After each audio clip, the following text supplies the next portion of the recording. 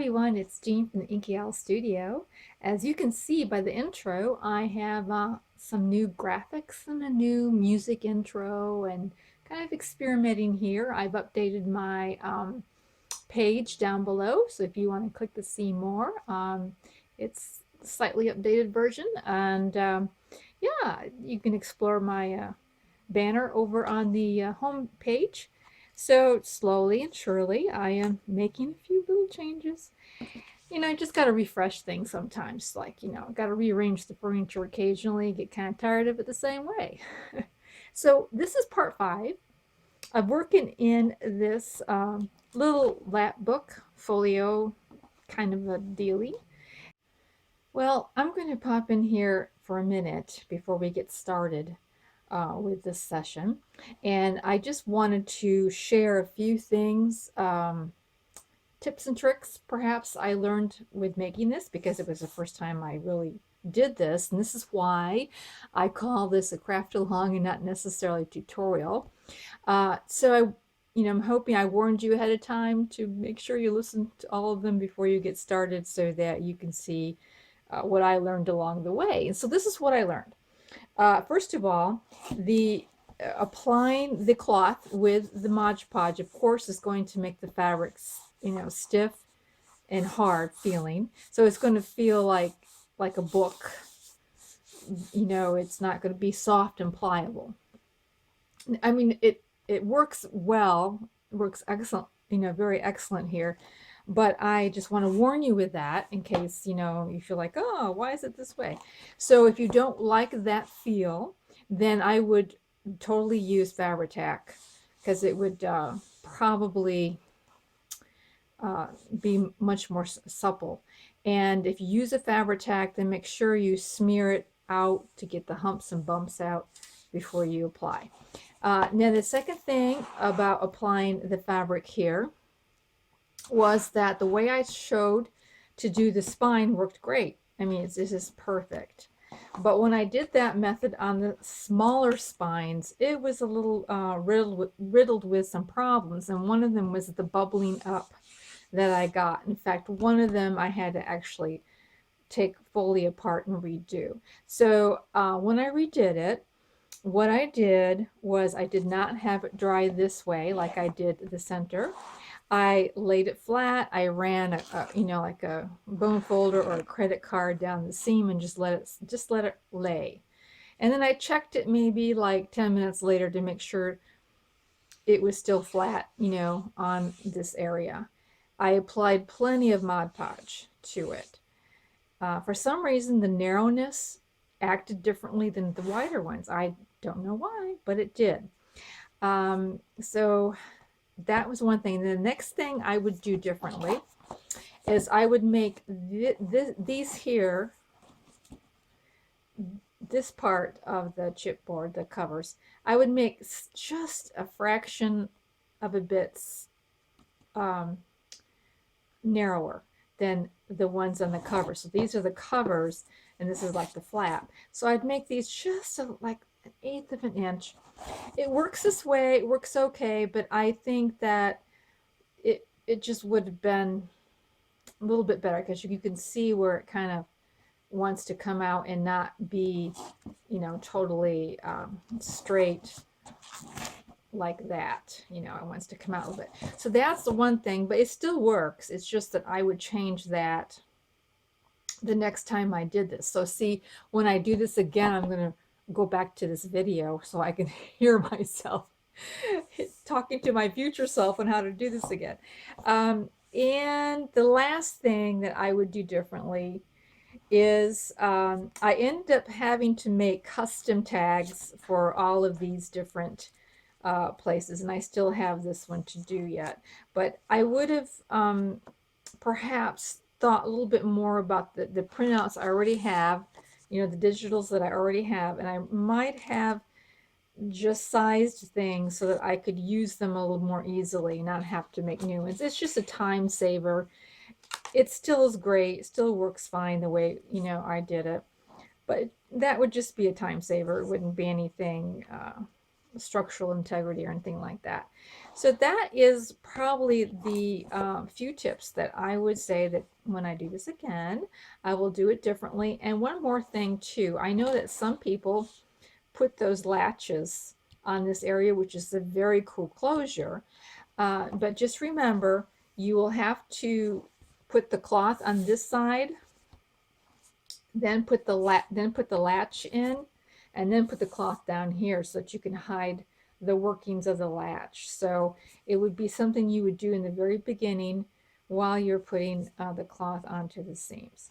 So that's what I would do differently. Otherwise, I really like this. I like putting cloth on both sides rather than just on one side. You could, if you were short on cloth, just put cloth here, and then on the inside put in like a book tape or Tyvek or even Gorilla Tape or something that would be flexible but would reinforce these two, this area. So that would be another option for you to do. Anyways, thanks a lot for listening, and we will get started with the rest of this part. Thanks. And today I am going to just finish up a few ephemera pieces and that type of stuff. I have gone ahead and put inside here some ephemera pieces. And what I had to do, or I've not done this one yet, but what I've had to do is custom make these little tags or journaling cards. You know, and I think in retrospect, I might have paid more attention to the size of digitals I already have and kind of like maybe adjusted this file folder idea to that. But that's okay, you know, it's all right. And so these are looking kind of cute little windows. So I'm going to put something right here on the inside. And what I decided to do was to put in a little sketch pad, just a little something that a person could sketch on. And I've got this 90-pound watercolor paper, so it's not super heavy, but it's pretty good. And it's got a good tooth on it for using pencils or charcoal or whatever.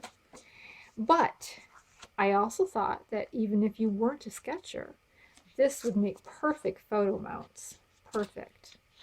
They are they can fit a 4x6 photograph in here with a small border, because I believe these are 4.5 by, what was it, 7? Yeah, 4.5 by 7, or maybe not quite 7, because I got to put a little thing on top. But this is what I went ahead and thought I would put inside this little area here, because, you know, I really would like this to be, you know, if the person really wanted to use this as a field record, as a place to document nature in some way, I wanted to make it useful, but I also want to make it useful for those who, you know, not necessarily want to do that. So this is a little pad that I'm going to make, and I'll make it slightly different than the notepad I made in here. I did cut a little header out and mounted some paper on it, and I believe this was, it was just a, you know, maybe a skinny bit wider than my paper here, and it's about 2¼ inches wide. So I cut that out, and now I'm going to fold it in half here. Let me get my score pen here. Then I'm going to put 2 holes in there. I'm going to get out my trusty Tim Holtz ruler that I'm really having a good time with. I really like this ruler. Yours is about halfway there. And put it in the middle. And then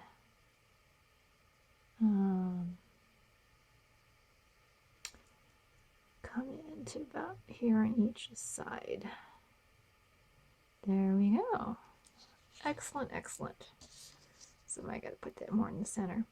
So I hope everyone is off to a good start in getting their, thinking about their goals and getting them accomplished. I I know that the little drawing I had recently, there were a lot of people who had some really, really good goals that, you know, I might steal a few of those. One of them that I'm thinking about stealing is using up supplies. It's not quite even. I gotta really look at that closer. Is using up supplies that one already has. And I know there's a lot of videos out there of people doing that. And each one that I've seen just gives me some more ideas, different ways of doing it. I'll tell you what I have a lot of, and it's quite embarrassing.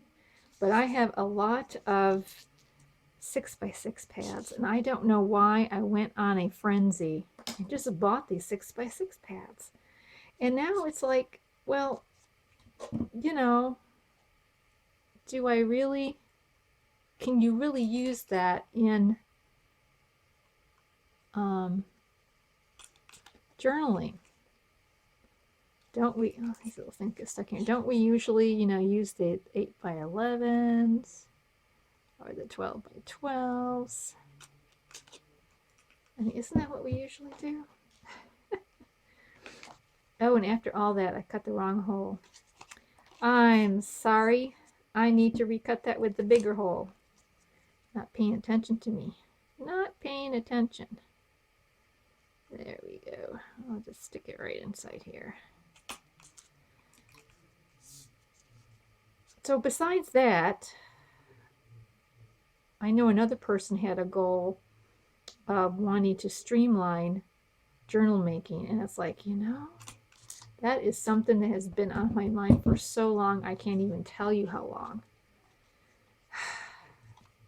It is just really, it's for some people that's easy, and for people like me, it is a challenge. All right, so instead of brads, I am going to be using these eyelets here, and a different way of securing that little sketch pad idea together. So we'll get these in there like so.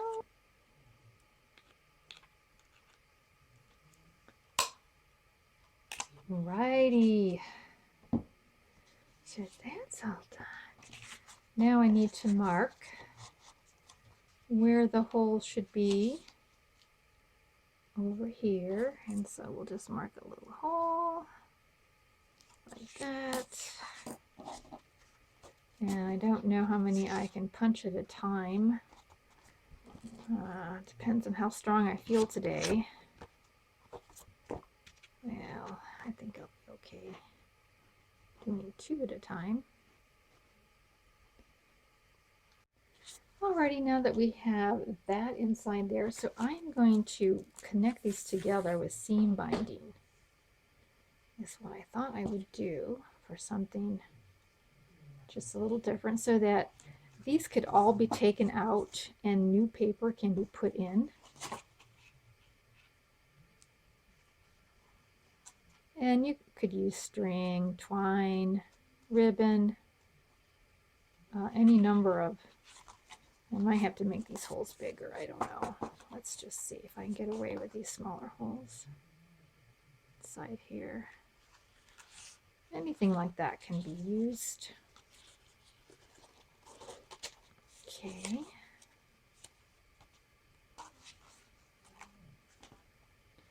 And come up alongside like this. Okay. There we go.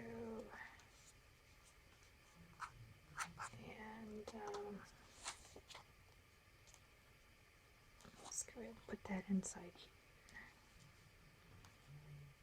So yeah, it was cold this morning. It was so cold. The heat came on.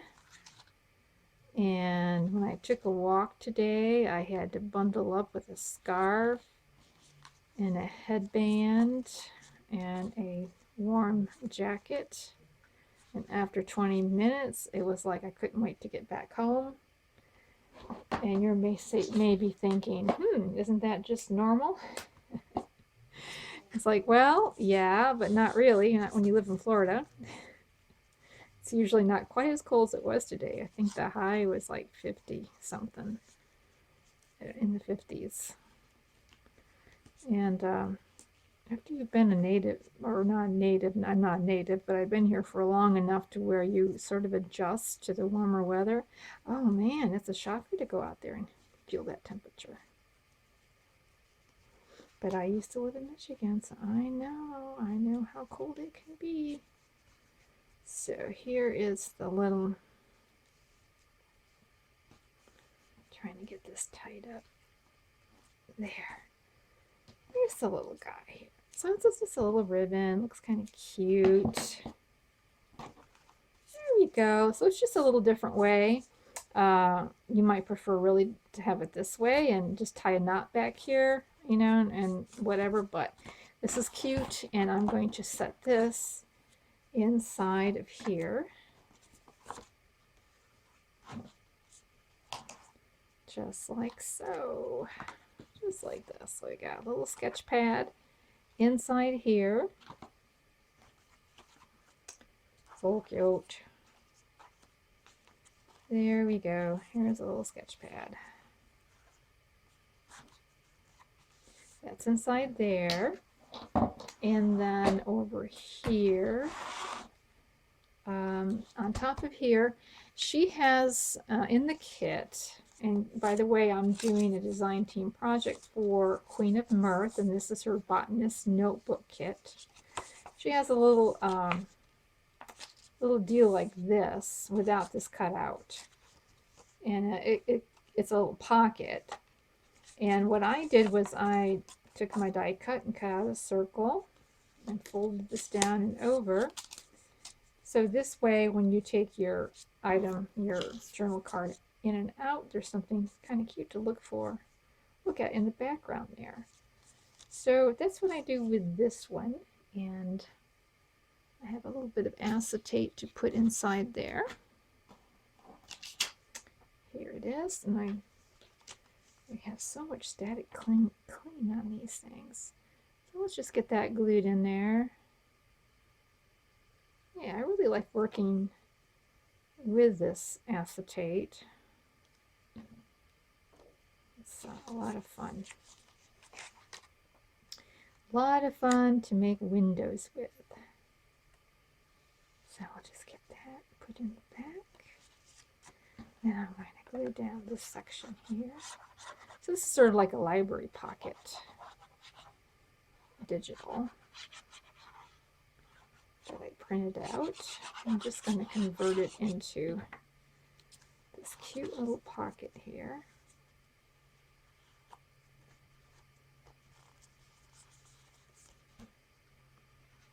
I'll glue this over here.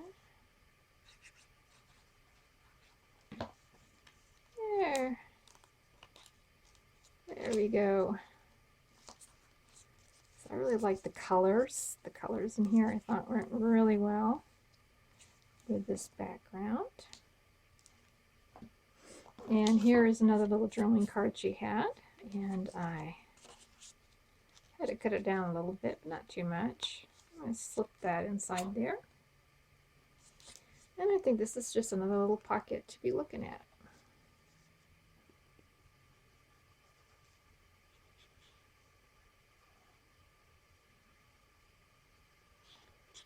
And then, of course, I have the back side left open so that you can put something in the back there, and I'll have to search around and find out what little thing I'm going to slip behind there. So I'm liking this so far, and something here I keep thinking of, what am I going to put here? And I have little minis, little mini one here, and I thought I would put it on top of this flap. Now, if I had been a good planner and thought about it ahead of time, I would have put this pocket up on top, sort of like a tuck. And then I could have put this down right before that, and then put this up here, and I could have hidden that flap, and then, you know, you would have had this going on. But I didn't, and it's okay, because I think I've solved the problem with that. So let me just put on some of the paper here I've cut out. Fussy cutted it out to put on top of that little envelope. Here we go. Make sure I have it opening up, placed down the right way. Yep, there we go. There. There's that part. And then I've got this for the inside. Now the inside, I cut the paper just slightly wider than what I needed so that I can bend it over and kind of be a strong spot there for putting things in and out.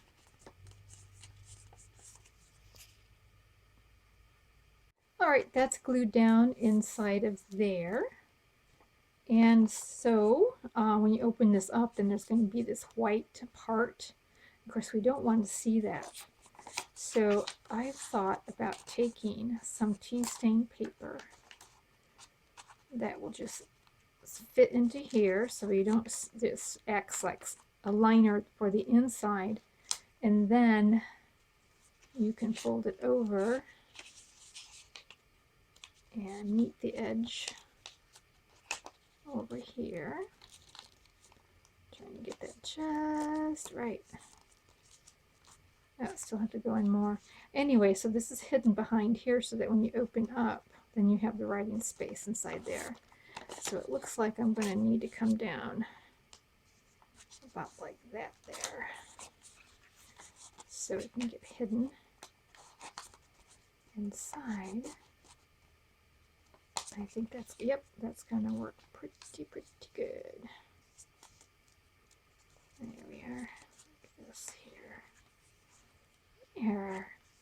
And you can put a little journaling dealie in there. So I'll just get this. So it's one more flap to put inside there. And I might even come up with another one before I get this totally done. There we go. So the nice thing about, on your point of view of seeing this getting completed, is it kind of helps you to maybe even plan ahead for the one you want to make. Right? You kind of see some elements that you want to do and plan ahead for them. So there we are. This way that little flap can open and we can do some journaling in there. And now I'm kind of wondering if I should have a little bit of a latch over here of some sort to a little circle or something to hold that down. I'm going to have to think about that as time goes on. So I'm liking that. Might find a little plant, tiny plant to put in here. I still have to find a card for in there. So, but that is basically finished as far as components go, which I think I'm going to do off camera so that the next time I do the flip through, you can see everything in its totality and see how that all turned out. So thank you so much for viewing. Thank you for spending time. And please subscribe to my channel. It really does help me out an awful lot, and I appreciate all my subscribers. And I hope to see you around real soon. You have a good day. Bye. So that is where we're at. Now the only thing left, oh, and I'm not, at this present moment, I'm not putting stuff here because I want room for that journal to close up inside here. Because as you can see, it's getting pretty taken up with all of the innards we have in there. And even at this point, there's going to be a small alligator mouth. Anyway, so I don't want to put more in here. And I really liked the visual of seeing the marbled paper.